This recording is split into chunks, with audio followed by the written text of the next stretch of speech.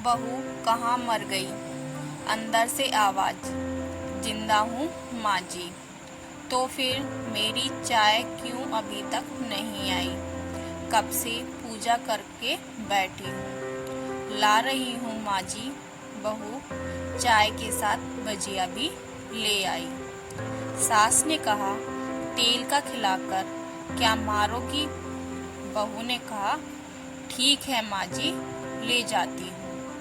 सास ने कहा, रहने दे, अब बना दिया है तो खा लेती हूँ। सास ने भजिया उठाई और कहा, कितनी गंदी भजिया बनाई है तुमने। बहू, माँ जी मुझे कपड़े धोने हैं, मैं जाती हूँ। बहू दरवाजे के पास छिपकर खड़ी हो गई। सास भजिया पर टूट पड़ी और पूरी भजिया खत्म कर दी। बहू मुस्कुराई और काम पर लग गई। दोपहर के खाने का वक्त हुआ। सास ने फिर आवाज लगाई, कुछ खाने को मिलेगा? बहू ने आवाज नहीं दी। सास फिर चिल्लाई, भूखे मारोगी क्या? बहू आई, सामने खिचड़ी रख दी। सास गुस्से से, ये क्या है? मुझे इसे नहीं खाना, इसे ले जाओ।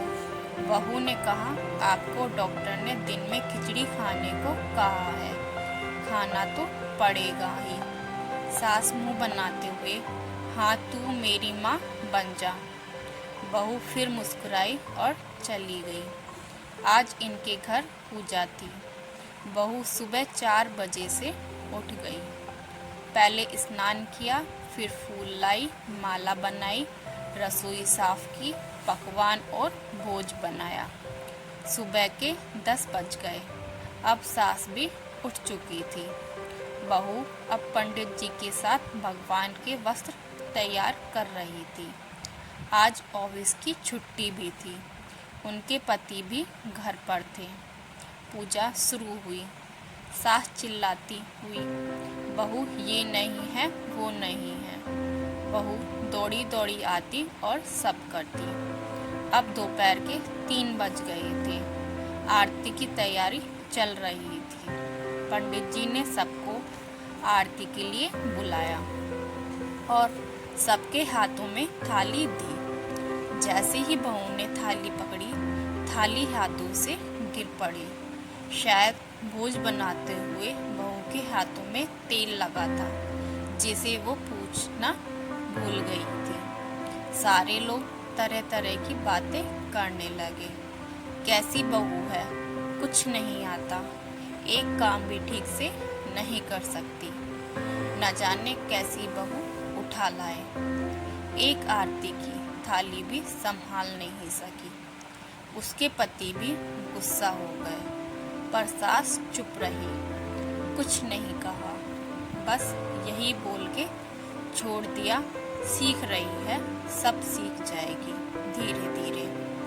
अब सबको खाना परोसा जाने लगा। बहू दौड़ दौड़ कर खाना देती, फिर पानी लाती। करीब 70-80 लोग हो गए थे।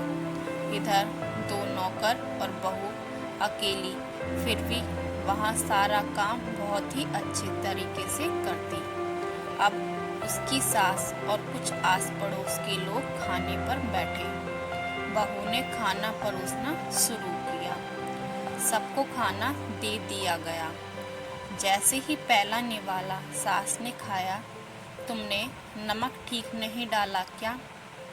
एक काम ठीक से नहीं करती, पता नहीं मेरे बाद कैसे ये घर संभालेगी। आस पड़ोस वालों को तो जानते ही हो ना साहब, वो बस बहाना ढूंढते हैं नुक्स निकालने का। फिर वो सब शुरू हो गए, ऐसा खाना है, ऐसी बहू है, ये वो वगैरह वगैरह। दिन का खाना हो चुका था। अब बहू बर्तन साफ करने नौकरों के साथ लग गई। रात में जगराता का कार्यक्रम रखा गया था। बहू ने भी 1-2 गीत गाने के लिए स्टेज पर चढ़ी। सास जोर से चिल्लाई, मेरी नाक मत कटा देना। गाना नहीं आता तो मत गा, वापस आ जा। बहू मुस्कुराई और गाने लगी। सबने उसके गाने की तारीफ की, पर सास मुंह फुलाते हुए बोली, इससे अच्छा तो मैं गाती थी जवानी में, तुझे तो कुछ भी नहीं आता। बहू मुस्कुराई और चली गई। अब रात का खाना खिलाया जा रहा था। उसके पति के ऑफिस के दोस्त साइड में ही ड्रिंक करने लगे। उसका पति चिल्लाता, थोड़ा बर्फ लाओ, तो सास चिल्लाती, यहाँ दाल नहीं है। फिर चिल्लाता, कोल्ड ड्रिंक नहीं है, पापड़ ले आओ। इधर उधर आखिरी में उसके पति की शराब गिर पड़ी उसके एक दोस्त पर और बोतल टूट गई। पति गुस्से में दो झापड़ अपनी पत्नी को लगाते हुए कहता है, जाहिल कहीं की, देखकर नहीं कर सकती, तुझे इतना भी काम नहीं आता।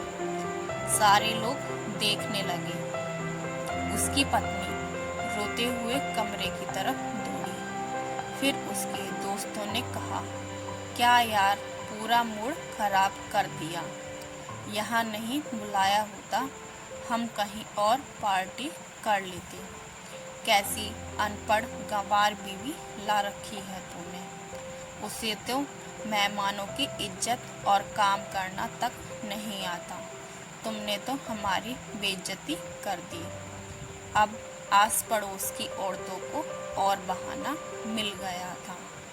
वो कहने लगी, देखो क्या कर दिया तुम्हारी बहू ने, कोई काम की नहीं है।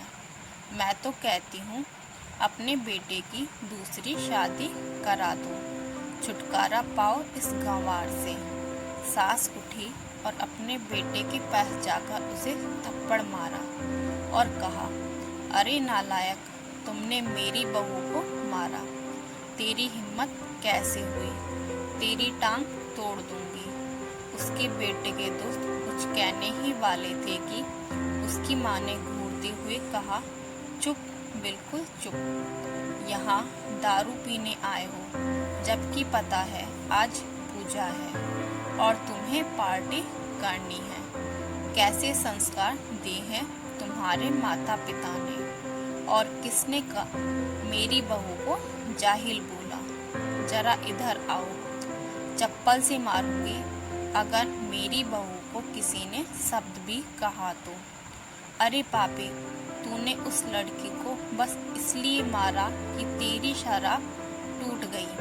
पापी, वो बच्ची सुबह 4 बजे से उठी है, घर का सारा काम कर रही है, ना सुबह से नाश्ता किया, ना दिन का खाना खाया, फिर भी हंसते हुए, सबकी बातें सुनते हुए, ताने सुनते हुए घर के काम में लगी रही। तेरे यार दोस्तों को वो अच्छी नहीं लगी। जूते मारूंगी तेरे दोस्तों को जो कभी उन्होंने ऐसा कहा। उसके यार दोस्त चुपके से खिसक लिए। अब सास बहू के कमरे में गई और बहू का हाथ पकड़कर बाहर लाई। सबके सामने कहने लगी, किसने कहा था अपनी बहू को घर से निकाल के दूसरी बहू ले आना। जरा सामने आओ। कोई सामने नहीं आया। फिर सास ने कहा, तुम जानते भी हो क्या हो इस लड़की के बारे में।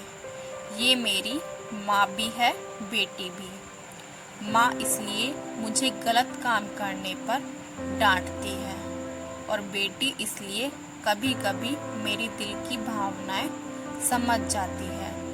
मेरी दिन रात सेवा करती है, मेरे 1000 ताने सुनती है, पर एक शब्द भी गलत नहीं कहती, ना सामने ना पीठ पीछे। और तुम कहते हो दूसरी बहू ले आऊं। याद है ना छुटकी की दादी, अपनी बहू की करतूत। सास ने गुस्से से पड़ोस की महिला को कहा, अभी पिछले हफ्ते ही तुम्हें मियाँ बीबी भूखे छोड़ घूमने घूमने चले गए थे। मेरी इसी बहू ने 7 दिनों तक तुम्हारे घर पर खाना पानी, यहाँ तक कि तुम्हारे पैर दबाने जाती थी, और तुम इसे जाहिल बोलती हो। जाहिल तो तुम सब हो, जो कोयले और हीरे में फर्क नहीं जानते। अगर आइंदा मेरी बहू के बारे में किसी ने एक लफ्ज भी बोला तो मुझसे बुरा कोई नहीं होगा, क्योंकि ये मेरी बहू नहीं, मेरी बेटी है। बहू सिसकियाँ लेते हुए फिर कमरे में चली गई। सास ने एक प्लेट उठाई और भोजन परोसा और बहू के कमरे में खुद ले गई। सास को भोजन लाते देखा तो बहू ने कहा, अरे माँ जी, आप क्या कर रही हो, मैं खुद ले लेती। सास ने प्यार से ताना मारते हुए कहा, डर मत, इसमें जहर नहीं है, मार नहीं डालूंगी तुझे। तुझे नई सास चाहिए होगी, पर मुझे अभी भी तू ही मेरे घर की बहू चाहिए। बहू ने अपनी सास को रोते हुए गले से लगा लिया। सास भी रोती पहली बार और कहा, चल खाना खा ले।